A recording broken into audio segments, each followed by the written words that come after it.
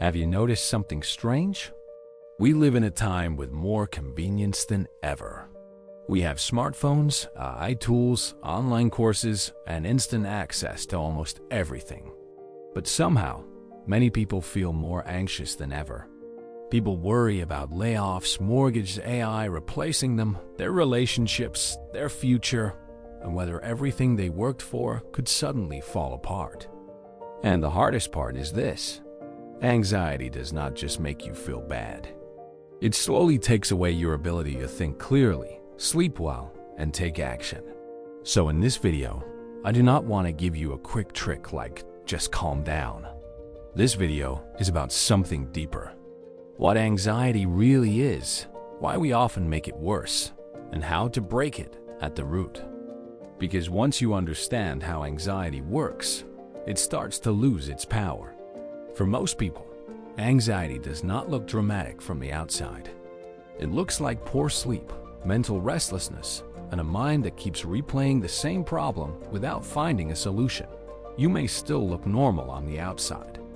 You still go to work, you still take care of your responsibilities. You still smile. But inside, your mind feels constantly under pressure. And at its core, anxiety is often a response to uncertainty. You feel the pressure, but you do not know what will happen next. That uncertainty creates helplessness. And on top of that, many of us are deeply attached to things society tells us to protect: title, income, image, reputation, status. So sometimes what makes us anxious is not just the event itself. It is the fear of losing the identity attached to it. Let me share a simple story. I know someone who works in software. When AI started moving very fast, his company also started cutting people. For a while, he lived with constant pressure. One day, he told me, maybe I should just quit. So I asked him, what will you do after you quit? He said, I'm not sure yet. Then I asked him to write down what he liked and disliked about his current job. After he really looked at it, something became clear. He did not actually hate his job. In fact, there were parts of it he still liked. What he hated was the feeling that something bad could happen at any time. He wanted to escape the anxiety, so he confused escape with solution. Then I told him, the worst thing you are afraid of is being laid off. But if you quit now without a plan, you may actually create a situation worse than your imagined worst case. You lose income earlier, you may lose severance, and you still don't know what to do next. That conversation helped him pause. Instead of running away, he started facing the real problem. He improved his skills. He learned how to use AI instead of fearing it. He took better care of his health. He focused on doing the work in front of him. And because his energy moved from worrying to acting, he had less time to feed anxiety. More than a year later, he was not laid off. He was promoted to engineering lead. Of course, action does not always guarantee a perfect result. But it does something very important. It gives your mind a direction. And a mind with direction has less room for fear. One of the most useful tools I know is very simple. When you feel anxious, ask yourself, what exactly is the worst case scenario? Not vaguely, not emotionally, not dramatically, specifically. Is it embarrassment? Is it losing money? Is it losing a job? Is it having to start over? Is it disappointing someone? Or is it truly life and death? Most of the time, if we are honest, it is not life and death. That matters, because anxiety loves vague danger. When the danger is unclear, your brain can turn everything into a monster. One method I personally find helpful is to give the worst-case scenario a score from 0 to 10. 10 means your survival is truly at risk. 0 means it is only a small inconvenience. Many problems feel like a 10 in our head, but when we write them down clearly, they may be a 4, a 5, or a 6. Painful, yes. Serious, maybe. But not the end of life.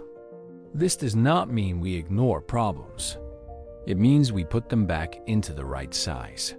Marcus Aurelius, the Roman emperor and Stoic philosopher, faced war, political pressure, and enormous responsibility. But in meditations, he kept returning to one idea: focus on what is within your control and do not let external events own your mind. That is not ancient decoration. That is practical psychology. Calm people are not people who never face pressure. Calm people are people who learn to see pressure in the right proportion. This next idea may be the most important one in this whole video. When people face a crisis, they often become anxious because they are trying to protect everything. They want to keep their salary, their title, their pride, their face, their comfort, their reputation, and their image in other people's eyes. But in a real crisis, you cannot protect everything. You must decide what is essential and what is negotiable.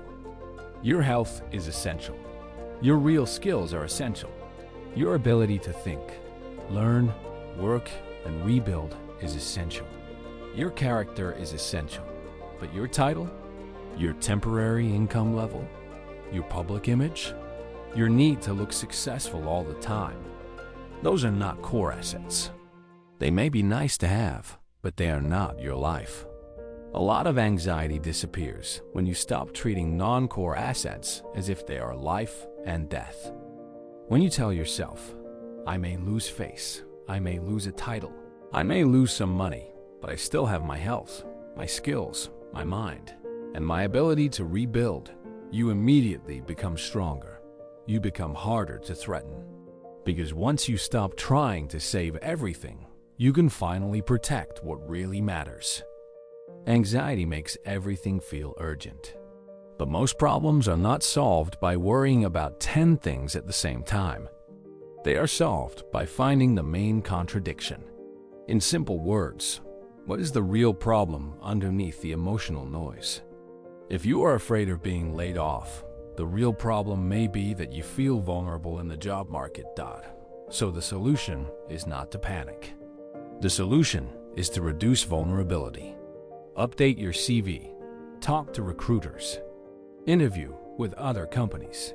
Understand your market value. Learn the skills that make you harder to replace. If you are afraid of AI, the real problem is not AI itself. The real problem is that your current skill set may not be adapting fast enough. So learn AI, use AI. Make it part of your workflow. If you are anxious about a difficult conversation, the real problem may be that you do not have a clear proposal or a strong alternative. So prepare. Clarify your bottom line. Build your options. This is why emotional stability is such a powerful advantage. Warren Buffett has often emphasized temperament, independent thinking, and emotional stability in investing. But honestly, this applies to life too. When everyone else is reacting emotionally, the person who can stay calm, identify the real problem, and take practical steps has a huge advantage. So don't fight the shadow. Find the real problem. Then put your energy there. Here is the simplest sentence in this video. Action is the enemy of anxiety. Overthinking often feels productive, but many times it is just fear wearing the clothes of preparation. We tell ourselves, I need to think more before I start. But life is dynamic. You usually cannot think your way into perfect certainty. Clarity often comes after movement, not before it. You do not need to solve the next 10 years today. You only need to take the next real step. Send the CV. Make the phone call. Write the first draft. Learn the first lesson. Ask the difficult question. Take the walk. Open the document. Start the conversation. Once you begin moving, your mind has less space to create imaginary disasters. And slowly, anxiety is replaced by focus. Then focus becomes momentum. And momentum becomes confidence. Another way to reduce anxiety is to make your inner world bigger. Read more. Talk to thoughtful people. Learn history. Study philosophy. Listen to people who have lived through real difficulty. Why does this help? because a narrow world makes every problem feel final.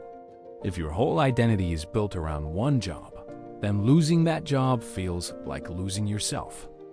If your whole value comes from one title, then losing that title feels like losing your life. But when your perspective becomes bigger, you realize that life has many chapters. People rebuild, careers change, industries rise and fall. What feels like disaster today may become just one paragraph in your future story. This does not make pain disappear, but it gives pain a proper size. Sometimes a crisis is not just a crisis. Sometimes it is a signal that your old system is no longer strong enough. Sometimes unfairness forces clarity. Sometimes pressure reveals what really matters. Sometimes loss removes illusions. Sometimes anxiety is telling you that your current way of living needs an upgrade. I know this is hard to hear when you are in the middle of it, but many turning points in life do not feel like opportunities at first. They feel like pressure. They feel like confusion. They feel like fear. Only later do we realize that was the moment we started to become stronger. So when anxiety comes, don't only ask, how do I get rid of this feeling? Also ask, what is this situation trying to teach me? What ability do I need to build? What non-essential thing do I need to let go of? What is the next honest action I can take? You do not need to control everything in order to become calm. Most anxiety grows from vague fear, exaggerated imagination, attachment to non-essential things, and delayed action. Define the worst-case scenario. Protect your core assets. Don't let go of what is not essential. Find the real problem. Take the next action. Not someday, now, because anxiety feeds on hesitation. But strength grows through movement. And once you stop trying to save everything, you may finally save what matters most. Your mind, your health, your courage, and your future.